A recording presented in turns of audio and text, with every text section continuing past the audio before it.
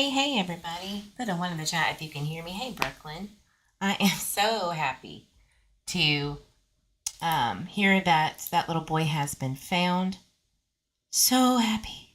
So I'm going to play a news clip just to kind of get the details of what's going on here. But I'll wait for everybody to come in. I am so happy. You just have no idea. Good morning, Birdie. It is a great morning. So happy for some good news for a change, says Amanda H. I agree. We need this to happen more often in a sense of recovery, right? This is what we aim for. This is what we want. And no kid should ever, go missing, but it does happen. And this is the best circumstance that you could ask for. I hope that he is okay.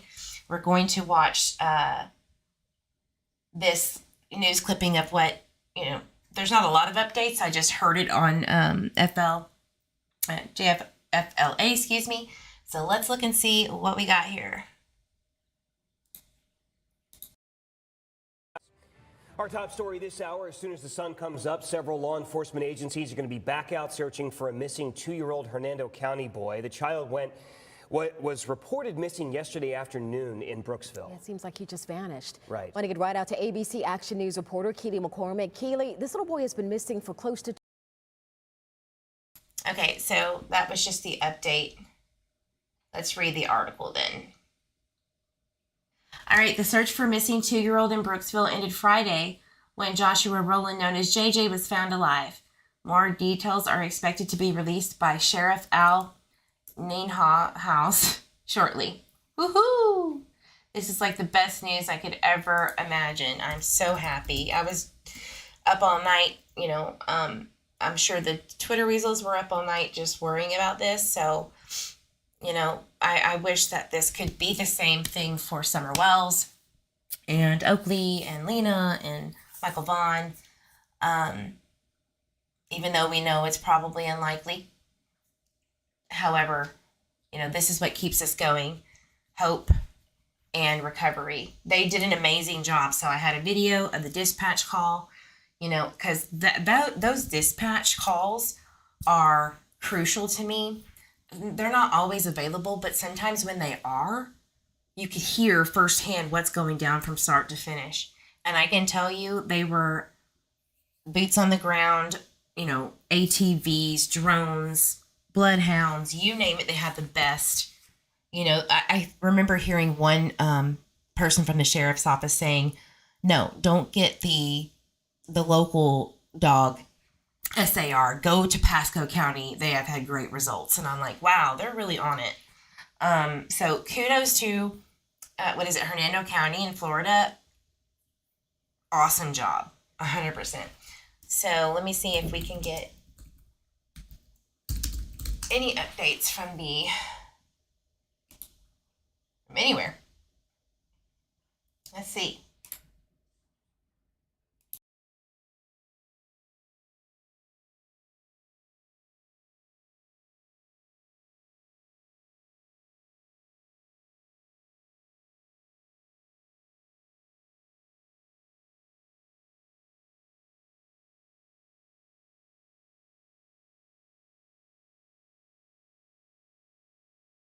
Sorry, it's taking so long to load. I've been listening to the dispatch, and I was hearing that they needed medical assistance and, that they had found something, but not him.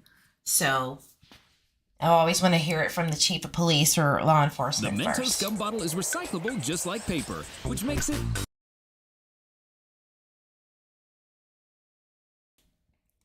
Not that I'm a sponsor, but hey, Mentos is doing something environmentally friendly if you wanted to know that.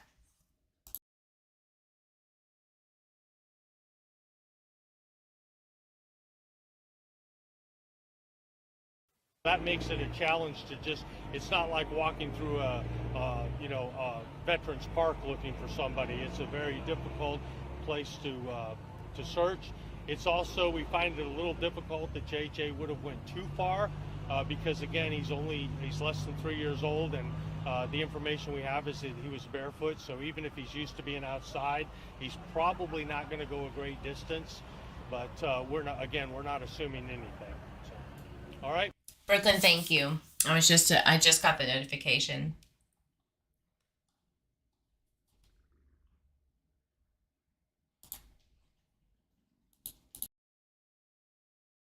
I'm Terry Smith, and I'm out, cover as much ground as possible too, so that they're not all in the same place, or Right. retracking their own, going to places that have been previously searched. Right. And the sheriff this morning was telling people, even if you're not part of the search party per se, and you've already looked around your house. So they have certain areas that they are at. Martinez for just another couple of. You're going to, as you see maybe people congregating towards a certain area, either on foot, through vehicles, what have you. You want to know what's going on, and we'll find out what's going on there, but that doesn't necessarily, it raises our attention level for sure. Doesn't necessarily mean anything is happening.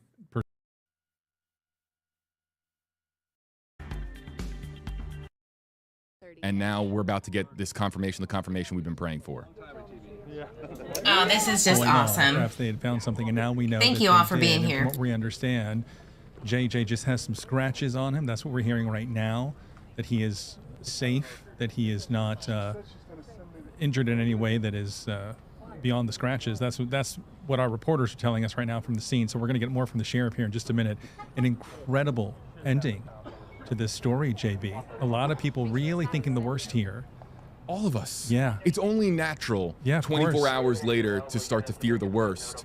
Everyone has on the ground here at WFLA. I mean, we're all just on pins and needles waiting for an update.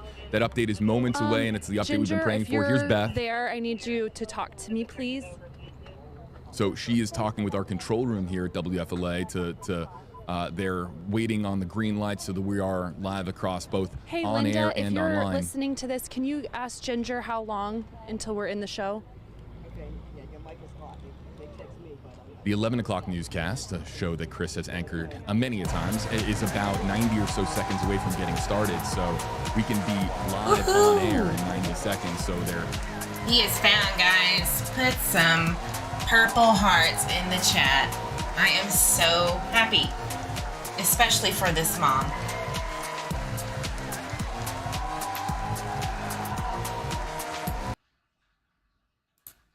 You saw all those people coming out to help with the search, and no doubt that was a big help this morning in locating this little boy. We're waiting to find out how far away from his home he was found, exactly where he was found, so the sheriff no doubt will speak to all that here in just a few minutes for us.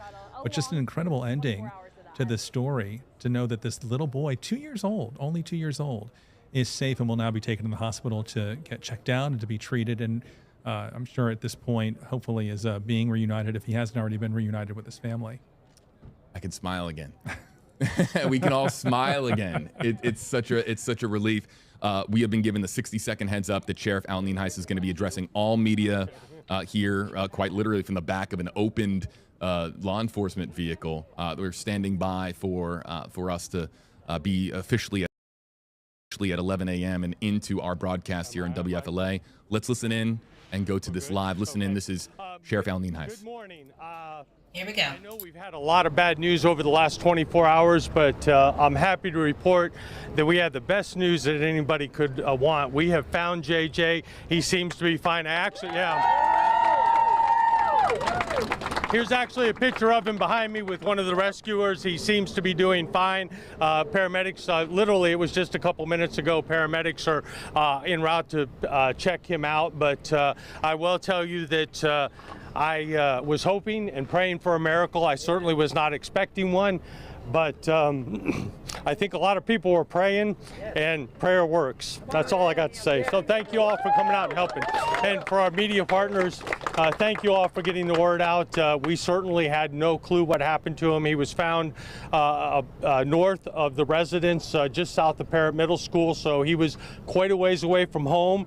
But the good news is he did not end up in any water, obviously, and he was not abducted. He was found in the woods. He seems to be fine.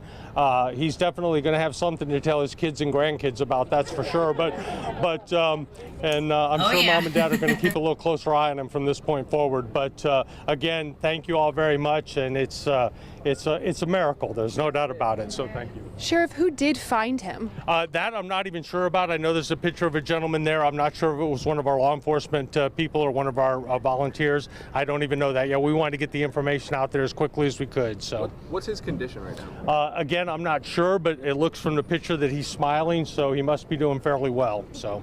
Sheriff, talk to us a little bit about this community that we saw come out here today. We live in a great county. Hernando County is great. It supports our law enforcement, and we were overwhelmed. We certainly had a lot more volunteers than we had jobs for them, and we had people that were willing to come out and help, and it certainly warms your heart. That's another part of this story. A secondary part of the story is that the vast majority of citizens are good people, law-abiding citizens who want to do anything to get a 2-year-old back to his parents. So, all right. Any other questions? We'll get more information out as soon as we can, but we certainly wanted to update the public as well as all of our volunteers that they can stand down. And JJ appears to be fine, and we'll be reuniting him with his parents very shortly. So thank you all for coming out. Sheriff, thank you so much. Again, you just heard from the Hernando County Sheriff, the outcome that everybody was hoping, hundreds of volunteers that showed up here today. JJ has been found safe, that 2-year-old that the mother says wandered away from his home here in Brooksville while she was... I am so happy today. This is what gives me the fuel to continue fighting for justice for those who are still missing. Guys, thank you for sharing this moment with me. I am so thankful for law enforcement for bringing this little one home. Just an amazing day. Thank you, guys. Have a wonderful day. I will be going live later at about 2 p.m. Central, so I'll see you on the flip side. Bye, guys.